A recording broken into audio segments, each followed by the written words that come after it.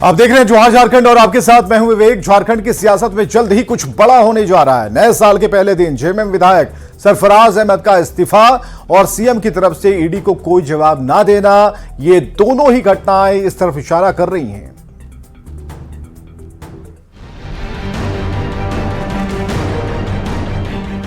नए साल के पहले ही दिन गांडे के जेएमएम विधायक सरफराज अहमद के इस्तीफे ने झारखंड में सियासी हलचल कुछ ज्यादा ही बढ़ा दी। अब जबकि झारखंड में विधानसभा चुनाव होने में 1 साल से भी कम का वक्त बचा है, ऐसे में जेएमएम विधायक सरफराज अहमद के इस्तीफे ने कई सियासी अटकलों को जन्म दे दिया है। क्या इसके पीछे कोई नाराजगी है या फिर आने वाली सियासी उठापटक को देखते हुए कोई सोची समझी प्लानिंग? मुख्य विपक्षी दल बीजेपी का कुछ ऐसा ही कहना है। मुख्यमंत्री जी को शायद एहसास हो गया है कि 70,000 करोड़ का जो घपला घोटाला उनकी सरकार में हो गया, उसका जो है कयामत की रात वो आ गई है। जजमेंट डे आ गया और मुख्यमंत्री जी वैकल्पिक व्यवस्था करने में लगे हैं, ऐसा हमें लगता है। लेकिन ये कितनी शर्मनाक बात है कि मुख्यमंत्री जी अगर ऐसा कर रहे हैं जैसी खबरें आ रही हैं, तो उन्हें क्या अभी भी अपने जेएमएम के किसी भी विधायक पर विश्वास नहीं, अपने किसी कार्यकर्ता पर विश्वास नहीं कि फिर से किसी सोरेन टाइटल वाले व्यक्ति को ये अपनी जगह बैठाने की कोशिश कर रहे हैं। ईडी की ओर से सीएम को जारी 7वें समन की समय सीमा समाप्त हो गई है। इसमें ईडी ने पीएमएलए की धारा 50 के तहत पूछताछ के लिए समय और तारीख बताने को कहा था, पर अब जबकि सीएम ने कोई जवाब नहीं दिया है, तो ईडी की संभावित कार्रवाई को देखते हुए सत्ता पक्ष की ओर से भविष्य की प्लानिंग की जा रही है। अटकलें लगाई जा रही है कि विपरीत हालात में मुख्यमंत्री हेमंत सोरेन पत्नी कल्पना सोरेन को गद्दी सौंप सकते हैं। ऐसे समय में गांडे जैसी आदिवासी और मुस्लिम बहुल सीट से उन्हें चुनावी मैदान में उतारा जा सकता है। जेएमएम विधायक सरफराज अहमद का इस्तीफा इसी प्लानिंग का हिस्सा हो सकता है, पर सत्ता पक्ष अभी पत्ते खोलने को तैयार नहीं है। अभी खाली हुआ है, उन्होंने इस्तीफा दिया है विधानसभा से, इसका नोटिफिकेशन निकला है। मैंने इसीलिए कहा कि जो भी परिस्थिति बनेगी पार्टी उस पर निर्णय लेगी। हमें नहीं लगता कहीं इतनी बात होने की जरूरत है या उनको कुछ कहने की जरूरत है। उन्होंने जो भी फैसला लिया होगा, हम गठबंधन के साथ ही हैं, हम समझते हैं कुछ अच्छा ही राज्य के हित में ही लिया होगा। बहरहाल ईडी के अगले कदम से पहले जेएमएम विधायक के इस्तीफे ने झारखंड में सियासी हलचल बढ़ा दी है। इसके साथ ही आने वाले दिनों में झारखंड की राजनीति में होने वाली संभावित उठापटक का संकेत भी दे दिया है। Bureau report, news 18। तो झारखंड की सियासत में एक बार फिर कल्पना सोरेन के नाम की चर्चा जोर शोर से हो रही है और ईडी के 7वें समन की समय सीमा के गुजरने और संभावित कार्रवाई को देखते हुए कल्पना सोरेन को झारखंड का मुख्यमंत्री बनाने की चर्चा जोरों पर है। कल्पना सोरेन झारखंड के मुख्यमंत्री हेमंत सोरेन की पत्नी है और 7 फरवरी 2006 में उनकी शादी हुई थी। मूल रूप से ओडिशा के मयूरभंज की रहने वाली कल्पना सोरेन का जन्म साल 1976 में रांची में हुआ था। उन्होंने ग्रेजुएशन तक पढ़ाई की। उनके ससुर और पति जरूर राजनीति में सक्रिय हैं, लेकिन अब तक वो सियासत में पूरी तरह से सक्रिय नहीं देखी गई। हालांकि महिलाओं से जुड़े सामाजिक कार्यक्रम में जरूर नजर आती हैं, हिस्सा लेती हैं और कई मौके पर उन्हें मुख्यमंत्री पति हेमंत सोरेन के साथ खड़े देखा गया और ऐसे में उन्हें भविष्य का मुख्यमंत्री बताया जा रहा है।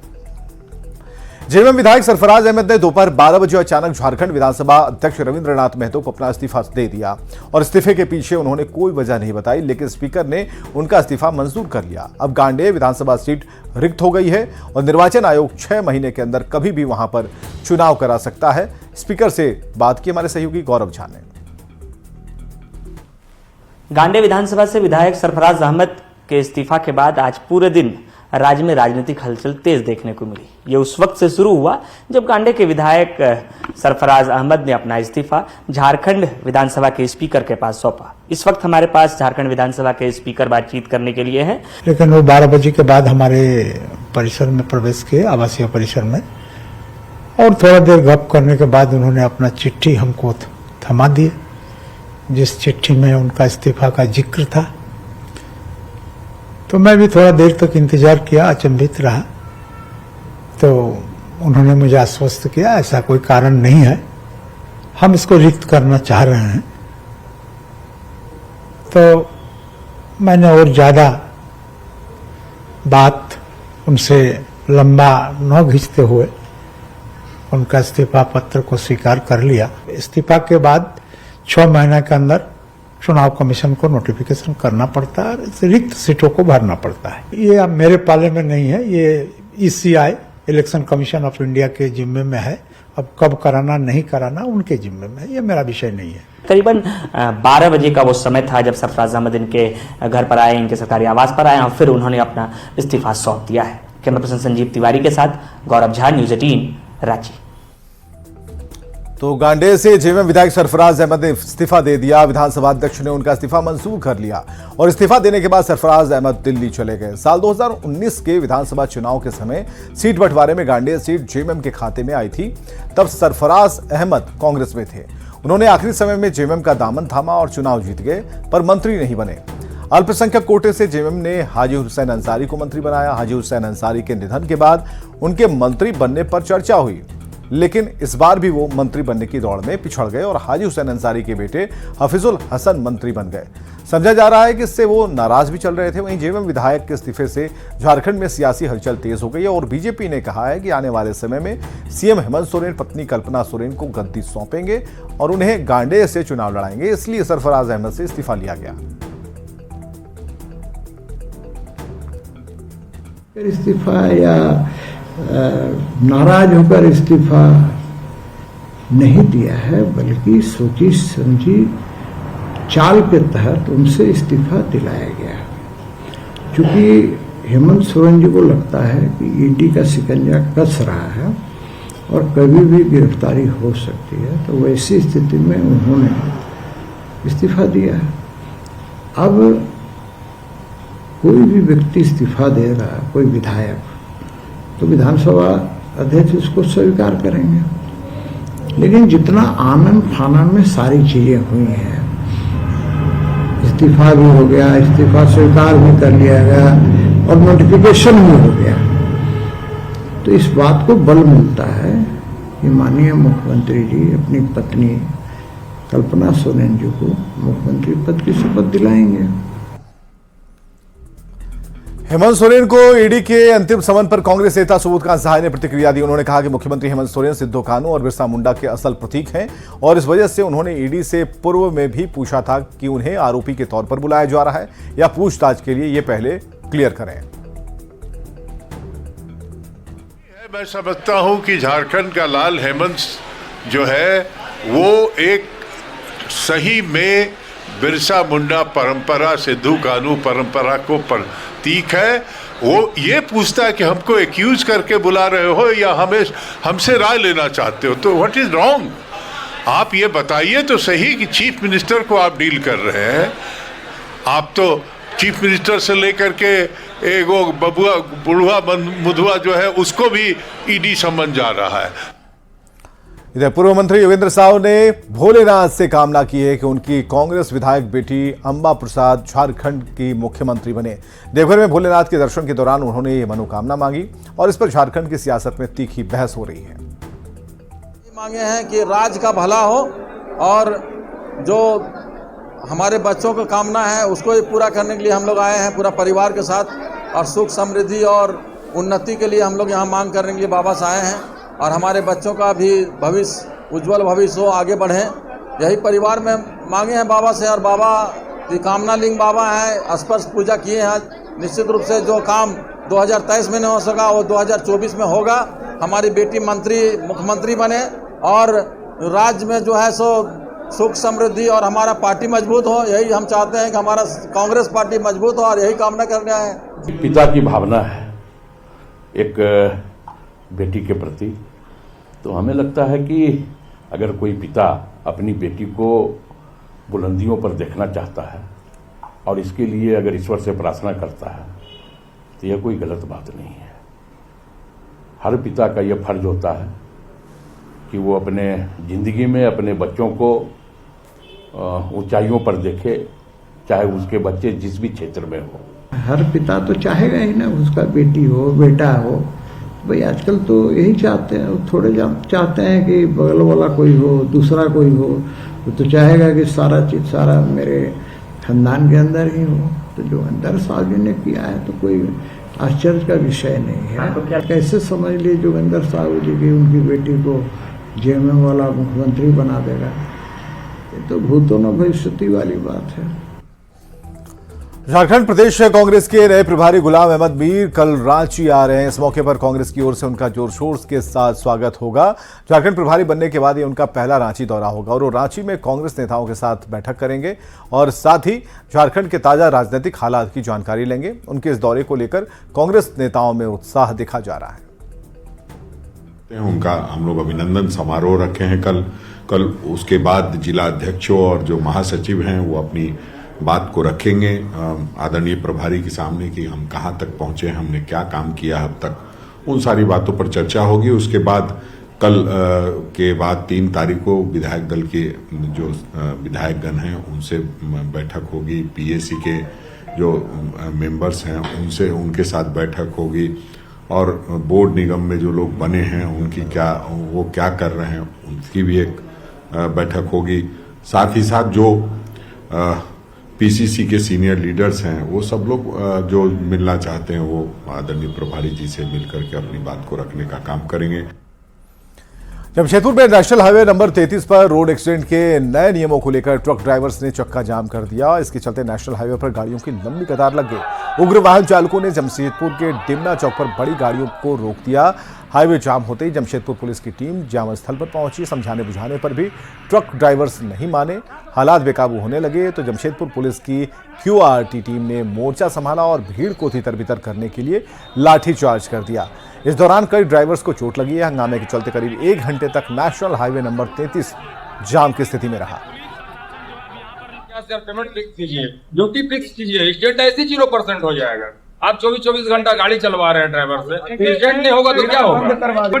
इंडिया से बाहर कंट्री में 10 से 12 घंटा गाड़ी ज्यादा चलाने के अलाउ नहीं और 50 शेयर पेमेंट है ड्राइवर का। टिकट होने पर 1 करोड़ का गाड़ियां रुक गई थी कुछ नेटवर्क के पास, लेकिन हम लोग साथ में थाना प्रभारी और हम लोग यहाँ पे पहुंच कर हम तो गाड़ी को सबको निकालने का काम किए और जो अभी जो है इसी प्रकार का कोई सभी लोग जो है पिकनिक स्थल पे आज अपना गए हुए हैं, अपने परिवार के साथ लोग एंजॉय कर रहे हैं। सभी को जमशेदपुर पुलिस की ओर से हार्दिक शुभकामनाएं और ढेरों बधाई। आप लोग सुरक्षित रहिए, जमशेदपुर आपके सहयोग के लिए। धनबाद में हिट एंड रन कानून के खिलाफ हावड़ा नई दिल्ली रोड को जाम कर दिया गया। नए कानून में सड़क दुर्घटना के बाद 7 लाख रुपए जुर्माना और 10 साल की सजा के प्रावधान को गलत बताते हुए ट्रक ड्राइवर्स ने जमकर हंगामा किया। इसके चलते सड़क पर जाम की स्थिति हो गई। पुलिस ने समझा बुझाकर जाम हटाने की कोशिश की। 1 लाख रुपए भर रहा है, 10 साल जेल में किस लिए जाएंगे? 7 लाख रुपए भरेंगे, 10 साल जेल में जाएंगे, किस लिए जाएंगे? काम किसी का मर्डर करते हैं। यही 1 तारीख से 3 तारीख बंद है, 3 तारीख से कहा डिसीजन आ रहा है, वही जानना चाह रहे हैं। हम रखेंगे। हाँ, 3 तारीख तक जाम ही रहेगा, 3 तारीख तक जाम ही रहेगा, कहीं भी रहे 3 तारीख तक चक्का। हम लोग के मांग तो आज तक कुछ भी कोई ड्राइवर किया ही नहीं। मांग के तो आवश्यकता ने ये हमारे गृह मंत्री ने बनाए हैं कि ड्राइवर के लिए 10 साल की सजा होगा और 7 लाख का जुर्माना होगा और उसके बाद में दुर्घटना नहीं मरीज को पहुंचाने के बाद में उनको कड़ी से कड़ी फांसी दिया जाएगा। तो ऐसा तो कहीं पे नियम नहीं है, इसका कोई गारंटी नहीं है। और जब तक हमारे भारत का गृह मंत्री ने ये चीज के लिए नहीं मानेंगे और वापस नहीं लेंगे तो इसके लिए ड्राइवर हर जगह आंदोलन करेगा। जमशेदपुर में नए साल का पहला ही दिन हादसों से भरा रहा है। तड़के आदित्यपुर से पिकनिक मनाने डिमना लेक जा रही कार पोल से जा टकराई। हादसे में 6 नौजवान की मौत हुई है जबकि 2 घायल हैं। हाईवे पर चारों ओर बिखरा कार का मलबा और स्ट्रेचर पर पड़ी डेड बॉडी। नए साल की शुरुआत लोहनगरी के लिए दर्दनाक रही। जमशेदपुर के बिष्टुपुर में हुए भीषण सड़क हादसे में सरायकेला के 6 होनहार नौजवानों की जान चली गई। दरअसल आदित्यपुर के 6 युवक पिकनिक मनाने जमशेदपुर के डिमना लेक जा रहे थे, तभी उनकी कार पोल से टकरा गई। बस 4:30 बजे वो लोग घर से निकला है बोल के कि हम लोग हैप्पी न्यू ईयर करने के लिए घूमने जा रहे हैं। बस अभी 5 बजे पता चलता है कि वो लोग एक्सीडेंट करीब 8 आदमी निकले। अब ये सर ये तो पता नहीं है, बच्चा लोग तो कुछ बोला नहीं था, मगर सुनने में आया कि ये डिमना की ओर तरफ जा रहा था। नए साल पर चारों ओर जोश और मस्ती का माहौल था। उमंग और उत्साह में डूबे आदित्यपुर के 6 नौजवान कार पर सवार होकर पिकनिक मनाने जा रहे थे। तभी उनकी तेज रफ्तार कार बिष्टुपुर के पास पोल से टकरा गई। टक्कर इतना जबरदस्त था कि कार के परखच्चे उड़ गए। मौके पर ही 5 युवक ने दम तोड़ दिया, जबकि एक की मौत एमजीएम में हो गई। 2 युवक घायल हैं। पब्लिक के द्वारा एक और जख्मी को मतलब कुल 3 जख्मी को एमजीएम में भर्ती करवाया गया है। ये लोग सभी लोग ऐसा जानकारी मिला है कि आदित्यपुर आरआईटी थाना क्षेत्र के हैं। जख्मी का भी इलाज चल रहा है और बाकी का आगे का प्रक्रिया। जमशेदपुर में हुए इस खौफनाक हादसे ने 6 घर के चिराग बुझा दिए। इस घटना ने पूरी लोहनगरी में सनसनी मचाकर रख दी है। प्रभंजन कुमार, न्यूज़ 18, जमशेदपुर। धनबाद के एसजीटी आउटसोर्सिंग माइंस प्रबंधन के खिलाफ कंपनी के कर्मचारियों ने वेतन में कटौती को लेकर धरना दिया। नाराज कर्मचारियों ने बताया कि विधायक ढुल्लू महतो ने प्रबंधन से बातचीत करके भुगतान का आश्वासन दिया था, लेकिन एसपीसी पर निर्धारित वेतन नहीं देने का आरोप लगाते हुए प्रबंधन पर दोहरी नीति के साथ आई कार्ड, बी फॉर्म जैसी कई सुविधाओं से वंचित रखने का आरोप लगाया। जो भी समस्याएं हमारी है उसके लिए हम लोग मांग मतलब बैठे हुए हैं धरना पर। हम लोग आज 7वां दिन धरना पर शांतिपूर्वक अपना बैठे हुए हैं और अभी तक ना तो कोई कंपनी प्रबंधक ना ही बीसीसीएल का कोई प्रबंधक हम लोग से वार्ता करने के लिए आया है। हम लोग को यहाँ कमेटी कंपनी के द्वारा बनाया गया है, उसके द्वारा लोगों को जो मजदूरों को फ़ोन करके धमकाया जा रहा है कि तुमको ड्यूटी से बैठा देंगे, तुमको यहाँ से मतलब भगा देंगे, तुमको जो है अगर कंपनी का नुकसान हुआ है तो उसका भरपाई तुम पर करेंगे। लन फन बहुत किस्म का बात बोल के डराया धमकाया जा। इधर खोटी के बीजेपी विधायक नीलकंठ सिंह मुंडा ने राम मंदिर के उद्घाटन समारोह को लेकर लोगों को घर जाकर निमंत्रण दिया। साथ ही लोगों से मंदिरों में पूजा अर्चना करके अपने घरों में 5 दीपक जलाने की अपील की। राम मंदिर के निर्माण की मनोकामना पूरी होने पर लोगों को विशेष जानकारी भी दी। उद्घाटन होने वाला है और इसलिए आज हम सभी लोग यहाँ पर मुक्ति नगर से शुरुआत कर रहे हैं। हम सब उस दिन रामलाला जी का दर्शन करने के लिए अयोध्या जाएं और साथ ही ये भी आग्रह कर रहे हैं कि उस दिन अपने अपने घरों पर एक प्रज्वलित कम से कम 5 दिया ये घर में अपने अपने घरों पर जलाने का काम करें। प्रसार भारती और आकाशवाणी के सर्वभाषा कवि सम्मेलन 2024 के लिए युवा कवि प्रभात पांडे को चुना गया है। रांची के आर्यभट्ट सभागार में 5 जनवरी को यह कार्यक्रम पूरा होने जा रहा है। इसमें 22 भाषा के कई कवि शामिल होने जा रहे हैं। युवा कवि प्रभात पांडे इसी समारोह में काव्य पाठ करेंगे। उन्हें सुनने के लिए बड़ी संख्या में श्रोता मौजूद रहेंगे।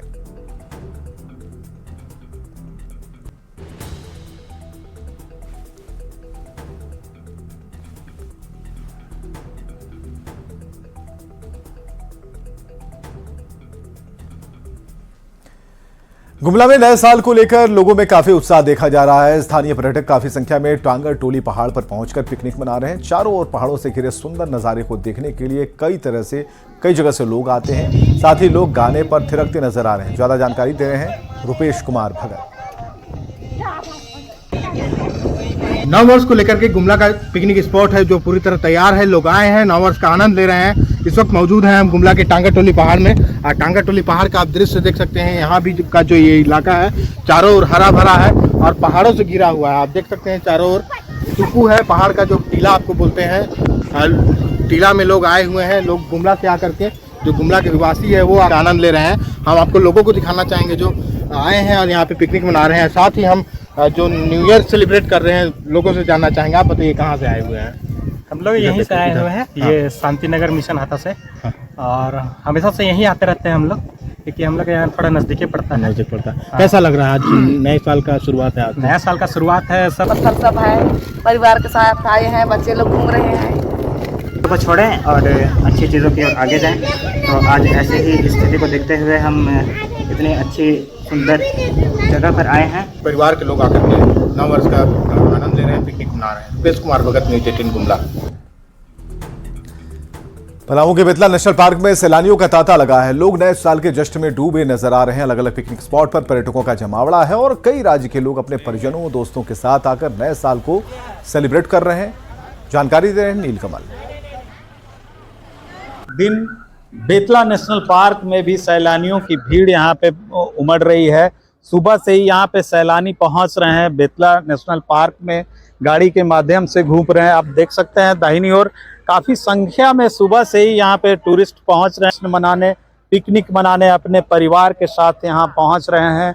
लोगों में खासा उत्साह नजर आ रहा है। झारखंड के लिए गर्व की बात है कि हमारा नेशनल पार्क है, हम लोग को बहुत गर्व की बात है। बहुत दूर दूर से लोग यहाँ आते हैं घूमने। चीता क्या बोलते हैं, हिरन है, बाघ है, हाथी है, बंदर है और बहुत सी जानवर है। खासा उत्साह है और इसी तरह का नज़ारा आपको जिले के अलग अलग पिकनिक स्थलों पर देखने को मिल रहा है। नीलकमल, न्यूज़ 18 पलामू।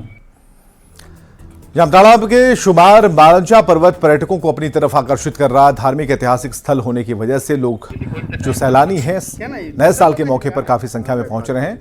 मालंचा के दर्शन के साथ पर्यटक यहां की प्राकृतिक सुंदरता को देखने के लिए उमड़ रहे हैं। सुंदरता और शांति से परिपूर्ण इस जगह पर पिकनिक मनाने के लिए सैलानियों का दिसंबर से ही तांता लगा रहता है।